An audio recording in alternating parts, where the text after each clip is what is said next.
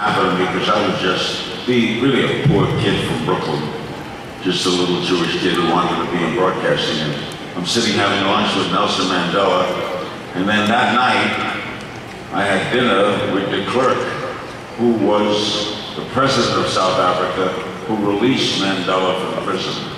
So on the same day, I'm with Mandela, I'm with the man who released him from prison.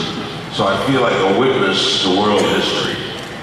And you have been a witness to world history, and the students here, you heard the intake of breath when you said Nelson Mandela. That is a hero to everyone in this room.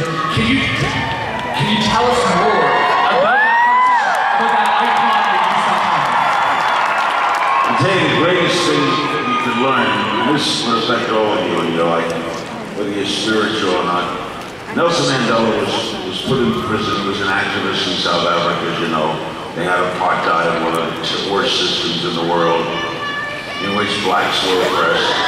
Nelson Mandela was put in prison in Cape Town for 26 years. He was in prison. He looked out his window from that beautiful city and you could see the land. He was in the blue prison. He was tortured.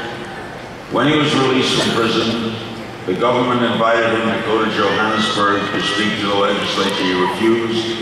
He left the prison, walked across the moat, and just walked in to meet the people. He ran for office and became president of South Africa. On the day of his inaugural, the day he was inaugurated president, 26 years a prisoner, he invited to that ceremony the guards in the prison who tortured him. He forgave. So he learned the greatest lesson.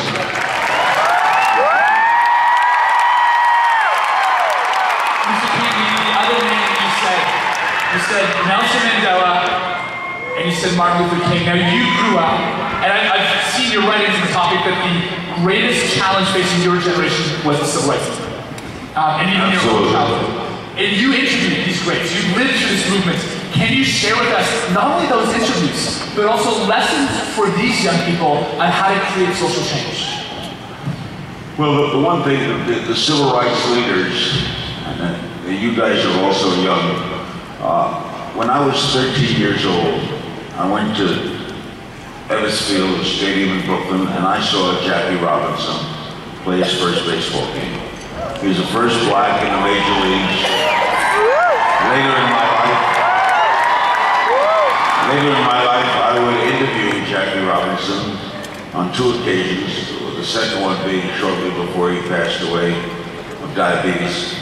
Jackie Robinson, Martin Luther King, Whitney Young, Malcolm X, Stokely Carmichael, all these leaders, what they had was perseverance. They knew they were treated badly. They were treated badly for no other reason than the color of their skin, which is one of the stupidest things you can think of. Prejudice.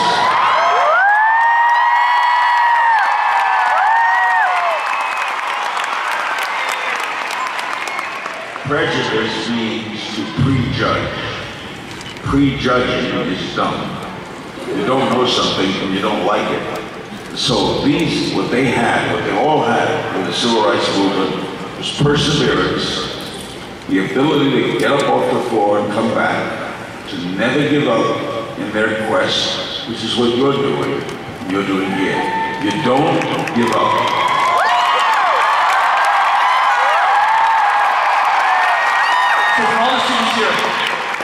Now please, Google some of these names that you heard, and teachers, keep that mental list from, Dr.